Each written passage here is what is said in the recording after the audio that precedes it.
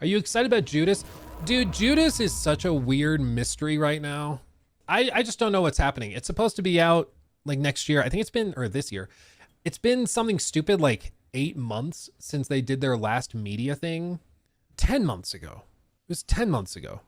So we're approaching a year since they went on and did like the whole Ken Levine interview. He went on a few others. He also talked to them at IGN about the narrative Lego stuff. And then he just disappeared for a year. Yeah, Jeff is awkwardly there. I don't know what Jeff's doing there. He just shows up, man. I need me a Jeff Keighley cardboard cutout. That's what I need. So parts of the game look really, really cool. I'll be honest, I still don't freaking know what narrative Lego means. I've watched hours of him explaining it, and I still don't get it.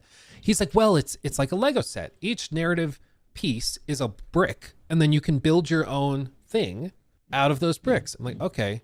So how is that functionally different than like a choose your own adventure game? Like where you make choices and navigate to it. I don't know if it is different. I don't know if it is functionally different. Because every time I've heard him explain it, it just starts to sound like a choose your own adventure game where it's like, oh, and you chose to go this route. So now this dialogue happens here instead of over there. And then you chose to go this route and open this door, which means that now this thing, this level happens here instead of over there. I'm like, okay, but how is that different than like a narrative choose your own adventure game? Like a Detroit Become Human. But this is like Detroit Become Human, but with FPS gameplay. Okay, that sounds cool. But it's like, no, it's much more dynamic because any piece can go anywhere. And I'm like, okay, it could be amazing.